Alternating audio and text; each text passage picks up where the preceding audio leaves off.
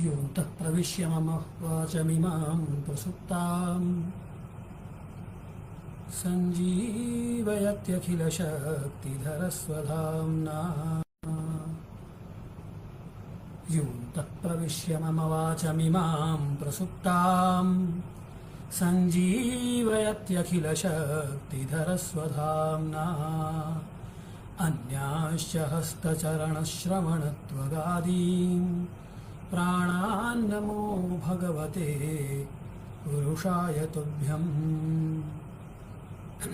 नमस्सभायै साध्यक्षायै। अभ्यास के बल से यह बात कह दी गई है। मित्रों, फेसबुक पर और अन्य सोशल मीडिया पर एक नई बात आई है, तो नई बात होने पे उसको यथाशीघ्र पकड़ लेना चाहिए, नहीं तो अगर बात पुरानी हो जाए तो फिर उस बात को कहने का कोई अर्थ नहीं रह जाता। अभी किसी टीवी चैनल के कार्यक्रम पर, जिसमें एक सटारिकल एक वो कार्यक्रम है, जिसको जो प्रस्तोता प्रस्तुत करते हैं वो पहले 15-20 वर्ष पहले भी प्रस्तुत करते थे, अब दोबारा उन्होंने आरंभ किया है। व्यंग्य का उसमें पुट रहता है। उसमें महाभारत के एक प्रसंग को लेकर कुछ बात कही गई, जिस पर एक अन्य विद्वान ने उसको तुरंत लपका, और लपकना भी जरूरी है, नहीं आप नहीं लपकेंगे तो कोई दूसरा लपक लेगा। तो दूसरा लपके उसके पहले स्वयं लपक लेना है और उस पर टपाक से लपक कर सटाक से कुछ कह देना है। तो इस दृष्टि से जो अखबारी चैनल के, जो न्यूज़ मीडिया चैनल के जो लोग हैं, जो ब्रेकिंग न्यूज़ चलाते हैं, जिनकी मनोवृत्ति का दूषण विद्वान लोग बहुत खूब करते हैं, तो बुद्धिजीवी लोग कहते हैं कि देखिए मैंने ये क्या ब्रेकिंग न्यूज़ के नाम पे मजाक परोस रहे हैं, कुछ भी बात कंफर्म भी नहीं की और कह दिया। लेकिन महत्वपूर्ण, बुद्धिजीवी भी ये जानते हैं कि महत्वपूर्ण यह है कि किसने पहले बात कही, वाद किसने पहले दाखिल किया, फौजदारी का हो या अन्य किसी मामले का हो। और बचपन में, और आप भी एक समस्या, एक बड़ी समस्या है बच्चों के बीच में भी। होता क्या है कि बच्चे उसको देखते हैं। हेलो, मेरी आवाज़ जा रही है कि नहीं जा रही है?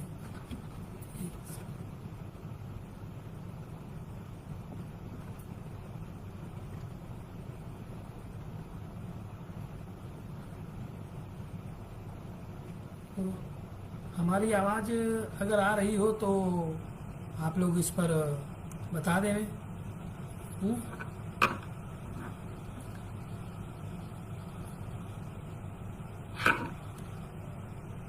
तो देखिए, तो बात ये है कि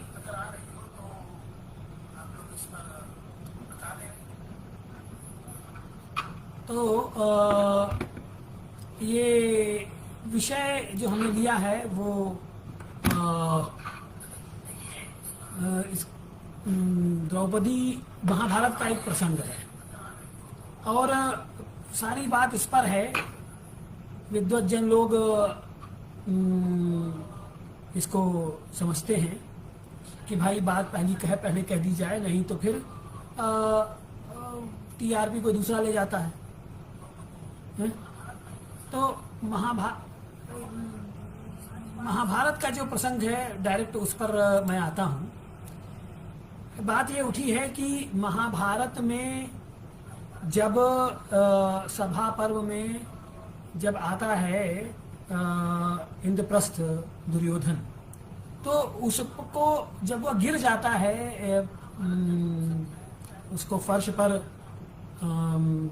एक भ्रम होता है कि पानी है कि जमीन है, और वहाँ फिसल कर गिर जाता है। इस पर वहाँ उपस्थित जो पांडव हैं, युधिष्ठिर को छोड़ के, वो सब के सब उपहास उड़ाते हैं। तो अब दो बातें यहाँ चलती हैं। जो उठा है मुद्दा, उसमें ये कहा गया है कि द्रौपदी के एक वचन से, कि अंधे के अंधे ही होते हैं, पूरा महाभारत हो गया। तो वचन को संभाल के कहना चाहिए, बातों को संभाल के तोल मोल के बोलना चाहिए। और एक दूसरा पक्ष है जो शास्त्रीय या यूं कहें कि महाभारत का है। उसमें ये बात सही है कि महाभारत में इस बात का कहीं उल्लेख नहीं आता है, तो क्या उसे पूर्णतया झूठ मान लिया जाए, इस विषय में कुछ अपनी बात हम रखेंगे।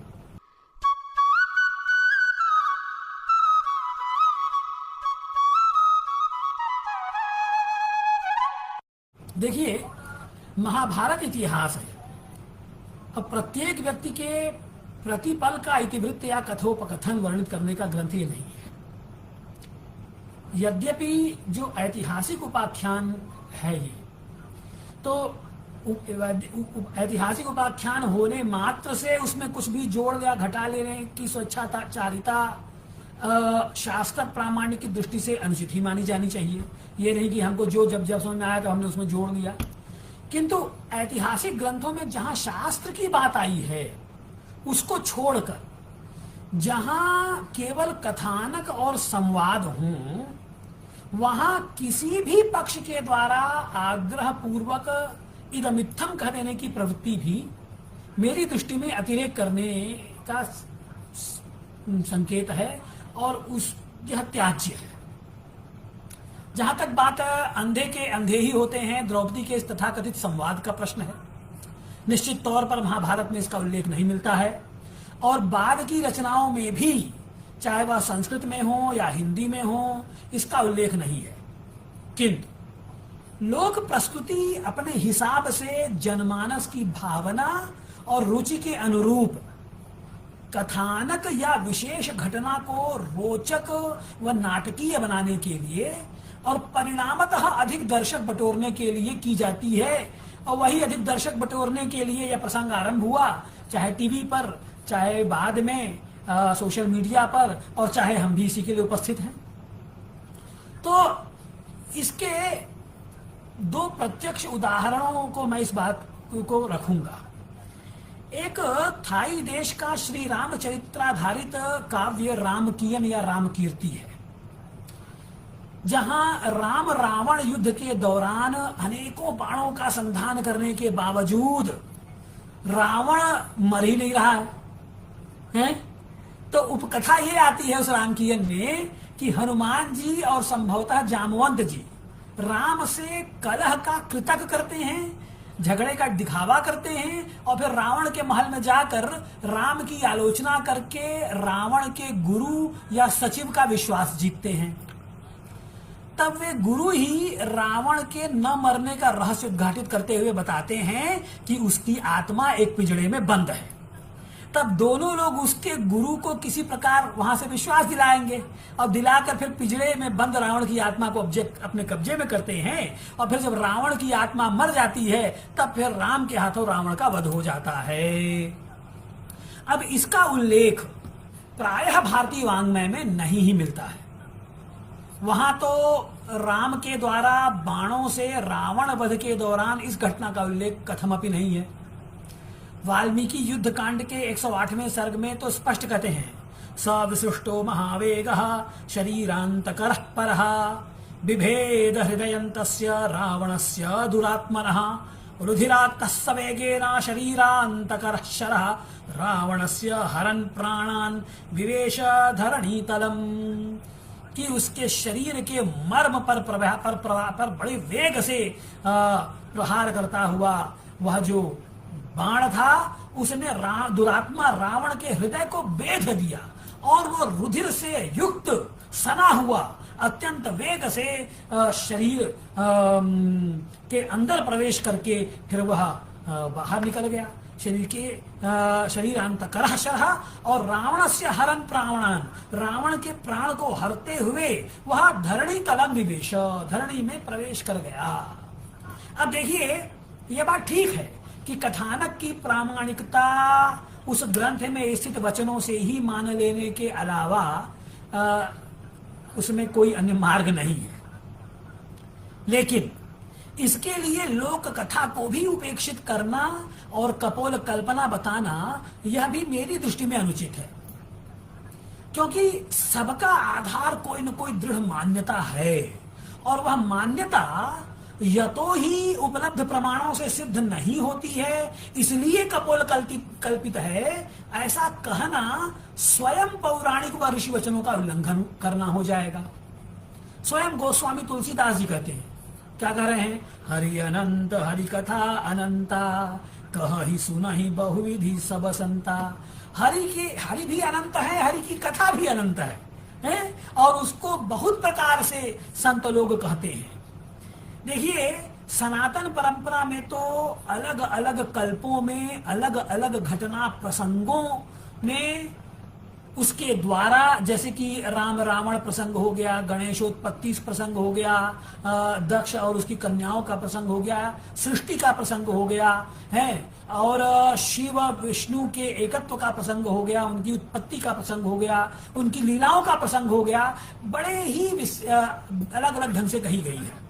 कहा है, क्वचित क्वचित पुराणेषु विरोधो यदि दृश्यते, कल्प भेदादिभिस्तत्र व्यवस्था क्रियते बुधैः। अगर मान लीजिए पुराणों में कहीं कहीं आपको विरोध दिख रहा है, तब वहां क्या समझ लेना चाहिए कि बुधैः इयं व्यवस्था तत्र क्रियते, कि कल्प भेदाद अयं विरोधः दृश्यते, कि कल्प के भेद से, किसी कल्प में कोई लीला, किसी कल्प में कोई लीला, तो कथानक में भले भेद हो सकता है, लेकिन वह विरोधाभास दिखता भर है, विरोध है नहीं। अलग अलग कल्पों में अलग अलग प्रकार की कथाएं आती हैं। कूर्म पुराण के पूर्व भाग के आरंभ के कुछ अध्यायों में कल्प भेद से कथा भेद को अत्यंत विस्तार से बताया गया है। प्रथम अध्याय का एक श्लोक देखें आप, कि अन्यथा वर्तते कल्पे, कल्पे नारायण प्रभु, तस्मात् कथानां भेदोऽयं कल्प भेदेन कथ्यते। कि अन्यथा वर्तते कल्पे, कल्पे नारायण प्रभु, कि जो नारायण प्रभु हैं वो अलग अलग कल्प में अलग अलग उनके उत्पत्ति की कथाएं हैं। तस्मात् कथानां अयं भेदः कल्प भेदेन कथ्यते, कल्प भेद से यह कहा जाता है। यहीं पर शिव एवं विष्णु की अभिन्नता की भी बात बताई गई है। पद्म सृष्टि पुराण का जो एक है सृष्टि खंड, उसके 16वें अध्याय में जब आप जाएंगे तो वहां कल्प भेद से दक्ष प्रजापति की कन्याओं की संख्या, एवं संख्या में तो भेद है ही, उन कन्याओं के विवरण में भी भेद है। ये बात पद्म पुराण का सृष्टि खंड का 16वां अध्याय कहता है। स्वयं काकभुषुंडी जी गरुड़ जी से कहते हैं कि मैंने कई त्रेताओं में राम को अलग अलग भांति से लीला करते देखा है। अब उन सभी कालखंड की लीलाओं का लिपिबद्ध उल्लेख न होने से उसे काकभुषुंडी जी द्वारा गप्प मारी गई है, यह कहने में किसी को संकोच न हो, तो यह उसकी अपनी बुद्धि है, उसका कोई क्या करे। और तो और स्वयं भगवान श्री कृष्ण भी गीता में कहते हैं, क्या कहते हैं? बहूनि मे व्यतीतानि जन्मनि तव चार्जुन, तान्यहं वेद सर्वाणि न त्वं वेत्थ परन्तप। कि मेरे, हे अर्जुन, मेरे और तेरे बहुत सारे जन्म बीत गए हैं, और तानि अहम सर्वाणि अहम वेद, उन सभी जन्मों को मैं जानता हूं, लेकिन हे परंतप तुम न वेत्थ, तुम नहीं जानते हो। अब बताइए, जब अर्जुन को ही नहीं पता, तब उनकी पत्नी ने कब कब किसे किसे क्या क्या कहा, इसका दावा करने में कम से कम मेरी बुद्धि तो विश्रांति पा लेती है। अब कोई यह तर्क दे कि अलग अलग जन्म में अर्जुन अलग अलग चरित्र के साथ पैदा हुए, तो फिर इसी तर्क को काकभुषुंडी जी और पुराणों की बातों से मिलाते हुए यह क्यों न कहा जाए कि कम से कम अलग अलग कल्पों में प्रभु की जो यह लीला वैचित्र्य है, इस लीला वैचित्र्य के कारण घटनाओं के घटने में भी वैचित्र्य हो सकता है। इसलिए कभी यह भी हो सकता है कि रावण की आत्मा कहीं पिंजड़े में बंद हो और उसको मारा जाए, उस समय प्रभु चाहते हो कि हनुमान जी को श्रेय मिले, और उस लीला में, उस कल्प में तो यह इस प्रकार से बन गया, कभी किसी कल्प में दूसरे प्रकार से बन गया। तो सभी बातें कल्पों के कल्प भेदों से कथाओं की पुराणों में कही नहीं जाती हैं। शब्द ब्रह्म है, शब्द निकला है, तो वो कहीं न कहीं अपना, वह नित्य है, वह अपना कहीं न कहीं प्रभाव रखता ही है। वो अस्तित्वहीन नहीं है, इस बात को मानना चाहिए।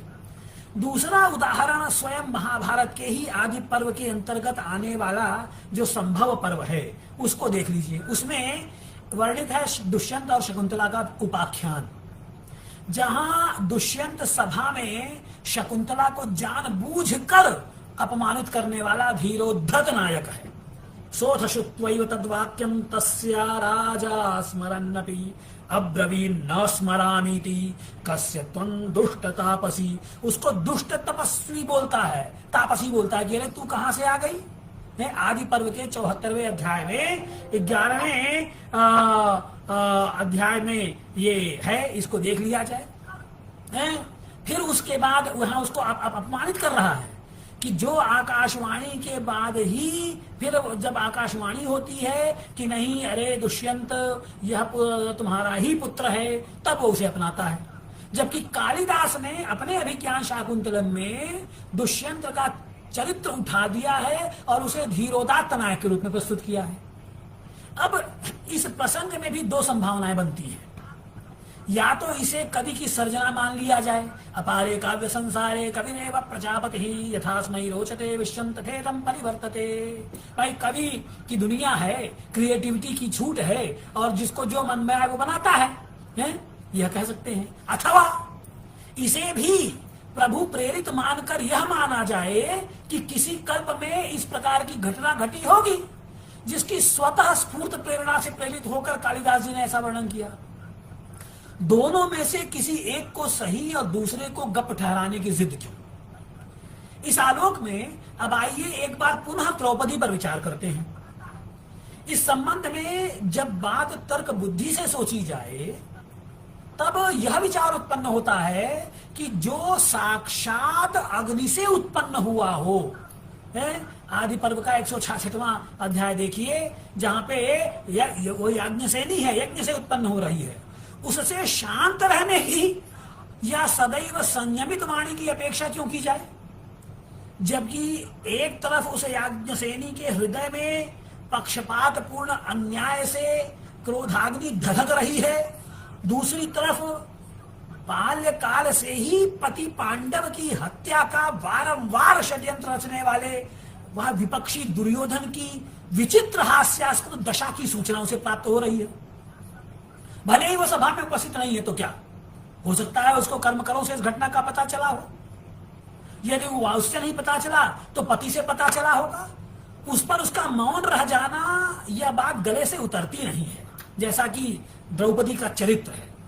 जबकि यह पति पत्नी के बीच का दाम्पत्य व्यवहार सभी को पता है कि वे आपस में मिलकर किसी की प्रशंसा करते हैं तो किसी की निंदा करते हैं, वहां बंद कमरे में मखौल भी उड़ाया जाता है, कोई बड़ी बात इसमें नहीं है। इन सभी बातों को उद्घाटित करके वेदव्यास जी को कौन से कथानक को आगे बढ़ने में सहायता मिलती भाई? जब तक कि स्वयं द्रौपदी सभा में उपस्थित होकर उसी प्रकार नहीं हंसती जैसे कि युधिष्ठिर को छोड़कर शेष सभी पांडव हंस रहे थे। फिर वह तो व्यंग्य मिश्रित कठोर वचन वाली पांचाली है जो प्रसंग उपस्थित होने पर पांडवों को भी धिक्कारने से पीछे न हटने वाली प्रकृत्या क्षात्र धर्मिणी है। किन्न पूर्वम पराजयशी आत्मनम आत्मानम अथवा अनुमाम। हे दूत, तुम उस सभा में जाकर उस जुआरी धर्मराज युधिष्ठिर से पूछो कि उन्होंने पहले जुए में स्वयं को हारा या मुझे। यदि वे स्वयं को हार चुके हैं तो एक दास किसी दूसरे व्यक्ति को यानी अपनी पत्नी को दांव पर लगाने का अधिकार नहीं रखता है। इसी प्रकार विराट पर्व में जब कीचक उसे परेशान करता है तो अर्जुन को बृहन्नला बनने पर कि तुम नाटक नौटंकी करते रहो, नाच गाना करते रहो, और भीम को उसके बल को धिक्कारा है। तो चरित्र किसी एक घटना से खींचा नहीं जाना चाहिए, ये बात ठीक है। देखिए यहां तक कि स्वयं युधिष्ठिर जो धर्मराज कहे जा रहे हैं, उन्होंने भी युद्ध में कर्ण के बाणों से जब वो आहत होते हैं तो अर्जुन के गांडीव और शस्त्र विद्या को धिक्कारते हैं, और स्वयं अपनी माता तक को जब उसे पता चलता है कर्ण के विषय में। अरे क्रोध आने पर तो नचिकेता के पिता ने भी, ऋषि वाजश्रवा ने भी अपने पुत्र को मृत्यु तक को देने की बात कर दी। तो इस प्रकार के वचन सैरंध्री द्वारा न कहे गए होंगे, इसको पूर्ण विश्वास के साथ कैसे कहा जा सकता है? फिर वही मैं कहूंगा दोबारा जो मैंने पहले कहा आपसे कि कल्प भेद से घटनाएं बदलती हैं, मूल वही रहता है, लीलाएं बदलती हैं, सारी बातें सब जगह आती नहीं हैं।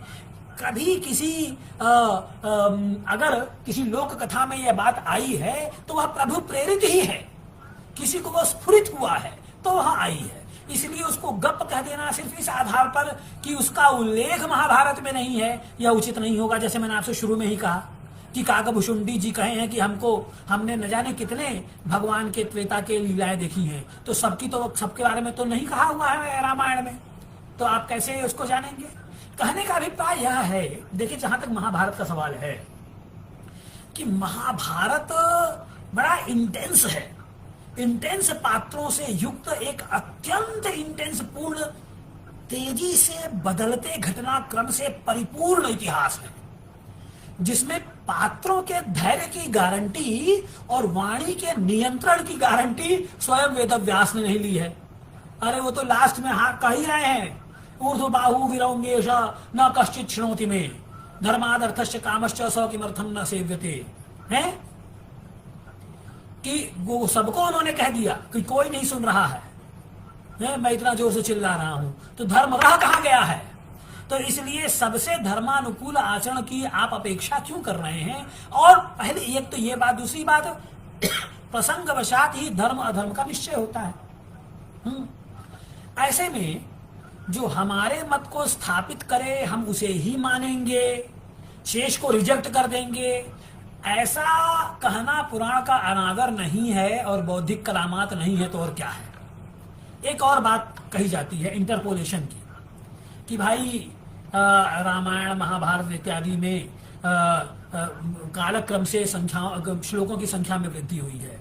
गीता में भी के लिए भी यह बात कही जाती है कि संख्या वृद्धि हुई है, पहले जय काव्य, फिर भारत काव्य, फिर महाभारत काव्य। और ये भी प्रसंग चलता है कि उवाच को मिलाकर 1,00,000 श्लोक बनते हैं, अन्यथा नहीं बनते हैं। कुछ कहते हैं नहीं साहब वो तब भी नहीं बनते हैं, इत्यादि इत्यादि। तो मेरा ये कहना है कि जब आप यह मान रहे हैं कि इसमें श्लोक जोड़े गए हैं तो कुछ श्लोक हटाए भी जा सकते हैं, इसको मानने में क्या आपत्ति है? यह भी माना जा सकता है? तो जो मुझे मत सुहाए उसे ही रखूं, दूसरे का खंडन करूं, यह उचित नहीं है। इसमें एक दो बातें और कहूंगी, मैं विराम लूंगा। देखिए वस्तुतः आजकल की एक बड़ी समस्या है चैट जीपीटी, क्लॉड और एलएम नोटबुक्स आदि एआई टूल्स। आप प्रश्न या जिज्ञासा के लिए एक फाइल या संबंधित सामग्री डालिए जो गूगल पर उपलब्ध हो, चाहे आपके कंप्यूटर की वर्चुअल लाइब्रेरी पर हो, तो एआई तुरंत ही आपके मनोवांछित उत्तर के साथ साथ अनेकों प्रामाणिक शास्त्रीय प्रसंग या वचन उपस्थित कर देगा और इस प्रश्न प्रतिप्रश्न की श्रृंखला से आप 5 मिनट के भीतर ही इतनी सामग्री प्राप्त कर लेते हैं जो अनायास ही लेख या व्याख्यान के माध्यम से पाठक या श्रोता के सामने प्रस्तुत कर लेते हैं आप, और प्रशस्ति पा लेने का यह प्रभावी साधन सिद्ध होता है और हो रहा है। ऐसे लेखों को जब मैं सोशल मीडिया के विभिन्न प्लेटफॉर्म पर जब देखता हूं ना, तो स्वयं हैरान रह जाता हूं कि जितने वैदिक एवं पौराणिक साहित्य के उद्धरणों का यह व्यक्ति उल्लेख कर रहा है या शोध के रूप में नए बिंदु सामने रख रहा है, इतना पढ़ने के लिए तो एक जीवन भी पर्याप्त नहीं है। निश्चित तौर पर आधुनिक तकनीकी ने स्वयं को पंडित मानी होने का और श्रोता या पाठक को आपके ब्रह्मासम होने का आभास दिलाने में अत्यंत प्रभावी व फलप्रद भूमिका निभाई है। यहां से ही समीक्षक, आलोचक, विचारक व अन्वेषक बनने का दर्प प्रारंभ होता है। वस्तुतः वैदुष्य का आभास देने वाली तथा बुद्धिजीवी होने की कसौटी अनेकों उपाधियां यथा समीक्षक, पाठालोचक, टिप्पणीकार, शोधकार व इतिहासकार आदि अंग्रेजी शासन की प्रमुख उपलब्धियां हैं जिन्हें आज भी ढोकर हम निश्चित तौर पर गौरवान्वित महसूस करते हैं। और एआई टूल्स इसके लिए मददगार सिद्ध हो रहा है। पहले खंडन मंडन करने के लिए उस शास्त्र के अनेकों ग्रंथों को पढ़ना और आत्मसात करना होता था, तब जाकर पक्ष या विपक्ष में भाष्य लिखे जाते थे। नाट्य शास्त्र पर महामहेश्वर अभिनव गुप्त पादाचार्य की अभिनव भारती हो, चाहे आप धन्यालोक की लोचन टीका देख लीजिए, ब्रह्मसूत्र पर जो टीकाएं हैं, शांकर भाष्य देखिए, मधुसूदनी देखिए, चाहे भागवत की श्रीधरी टीका देखिए, और इन सबको तो छोड़ दीजिए। मुहूर्त चिंतामणि एक ग्रंथ है मुहूर्त का, बड़ा सरल ग्रंथ है, उस पर भी गोविंद की पीयूष धारा टीका है। उसको अगर आप सरसरी निगाह से पढ़ लेंगे ना, उससे ही ज्ञात हो जाएगा कि अमुक व्यक्ति ने कितने शास्त्रों का अध्ययन किया होगा। तब तो चैट जीपीटी नहीं था, लेकिन अतिवादिता से, अविकथन होने से शास्त्रार्थी विद्वान पंडित लोग हमेशा ही बचते रहे, तब भी और आज भी। इसीलिए वे आज भी सम्मान के पात्र हैं। इससे इनकार नहीं किया जा सकता है कि शास्त्र पौरुष का प्रदर्शन अलग वस्तु है, किंतु मदधीना तब स्थिति कहने के लिए आपको उदयनाचार्य होना पड़ेगा, अन्यथा यह बातें सिर्फ आपके स्तुति के लिए तो ठीक हैं, अन्यथा नहीं। तो मित्रों, इन्हीं शब्दों के साथ मैं अपनी वाणी को विराम देता हूँ। इस संबंध में कुछ प्रश्न होंगे तो आप करेंगे कमेंट में, हम उसका भी जवाब देंगे। इसको अधिक से अधिक शेयर करें, ताकि मैं चाहता हूं कि ये दोनों पक्षों तक यह बात पहुंचे और कुछ प्रत्युत्तर आवे। अरे कुछ हमारे भी तो टीआरपी बढ़नी चाहिए, शुरुआत ही इसी से है और इसका अंत भी इसी टीआरपी पे समाप्त होने वाला है। तो सभी को प्रणाम करते हुए अपनी वाणी को विराम देता हूँ। धन्यवाद।